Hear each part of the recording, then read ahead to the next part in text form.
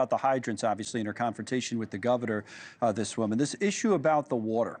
So it is worth kind of slowing down and explaining a little bit. President Trump's been accusing California of sending too much water to the Pacific Ocean rather than to Los Angeles. Here's what he said earlier today.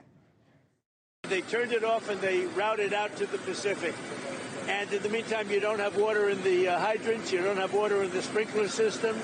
Now, Trump, in his argument, whether it's there or in other venues, may be making some fair points about California's water supply. It's certainly been controversial over the years, but that's a separate issue from fighting the wildfires. Here's how it works. So most of the state's water actually comes from the north, from rain and snow in the mountains, and there are two that direct that water down to the south, two ways that it goes down to the south. But neither of those ways flow to L.A. They both go to the farmlands in the Central Valley, where much of actually the nation's fruit and vegetables are grown, right? First, they have to pass through something called the Sacramento-San Joaquin River Delta. And I said it was controversial. That's kind of where the controversy begins, because instead of directing all the water to the valley, the state lets some of it flow to the Pacific Ocean. Argument is it keeps the ecosystem healthy. Some of the farmers, though, and certainly the president, want to change that. They don't agree with that, right?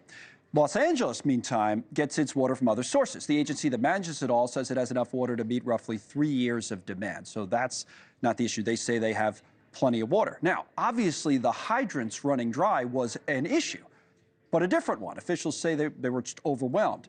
And a nearby reservoir was empty while undergoing maintenance. So people say, well, how was that possibly allowed to happen? That's a fair question. It's a good question. But again, a different question than the one the president is raising. California State Senator Ben Allen joins the conversation right now. He's been on a number of times since the wildfires began. First on this issue with the water, kind of back and forth with the president going there.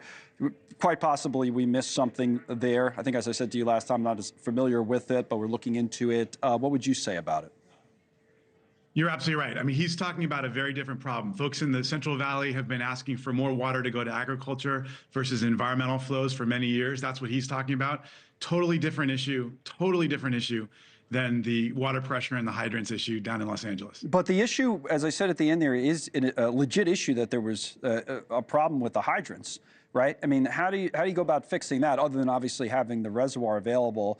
But is it a technological thing now that we've had some time to think about it? I mean, that can't happen again, right?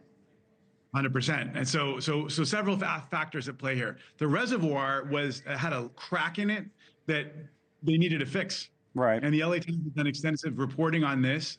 It was one of those penny wise and pound foolish decisions. They've got all this backlog maintenance, and they should have fixed it. And that would have helped. Now, people have also made the point that it wouldn't have solved the problem. There was so much overload on the water that night because of how ferocious the fire was. It would have been really hard to have enough water to do everything they needed to do. Now, one thing I think we need to do moving forward, right, when people talk conditions on new development, one of the conditions I would love to see is, say, if you're going to build more housing in very high fire risk zones or more buildings in general, you need to put in place adequate planning for adequate water, not just for the homes, but also for firefighting.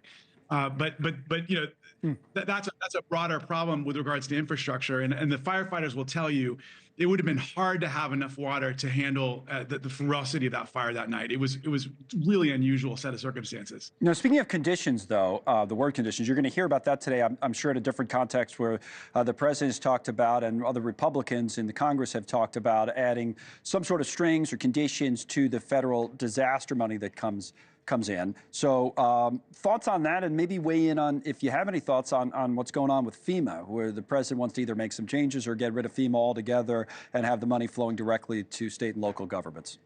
Yeah, first of all, on the condition side, if the conditions are truly grounded in climate science and fire science and say to us, hey, we're going to help you rebuild, but we want you to rebuild in a way that is more fire resilient. I think that's a good conversation. If our fire ends up starting a national trend whereby instead of just paying money to states and localities to rebuild exactly as they did before, whether it's in Florida or in California, that they finally take into account all of what we know about climate change and how the climate is changing and how we can build better in a more resilient manner. I'm all about that conversation, because I never want to see this happen again to another community, certainly not my own. Right. Unfortunately, as we know, some of the conditions that they are talking about have everything to do with politics and not having to do with the reality of the science fire resilience. What about FEMA? Thanks so much for watching. Just go to joinnn.com to find News Nation on your television provider. And don't forget to click the red subscribe button below to get more of News Nation's fact-driven, unbiased coverage.